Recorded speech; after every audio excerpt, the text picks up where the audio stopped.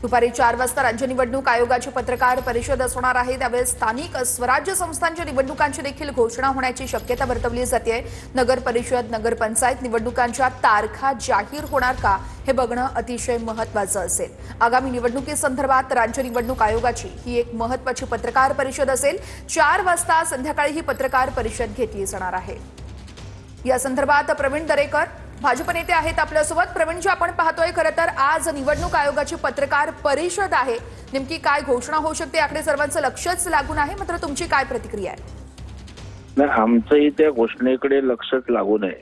आता निवडणूक आयोग काय करणार हे त्या ठिकाणी आम्ही सांगितलं, नियोग आयोगाने तसंच झालं तर पुन्हा निवडणूक आयोगाने आमच्यामध्ये त्या ठिकाणी संपर्क समन्वय आहे आणि ते पाळपूत परत विरोधी पक्ष लावेल।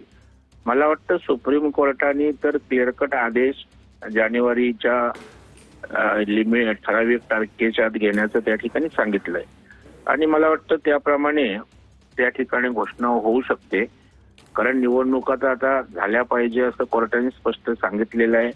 बरेच वर्ष निवडणुका झालेल्या नाहीयेत आणि त्याच्यामुळे तशा प्रकारची घोषणा होण्याची अपेक्षा आहे किंवा अंदाज आहे। त्याशिवाय आता वेगवेगळ्या प्रकारचे आरोप निवडणूक आयोगावर होत आहेत।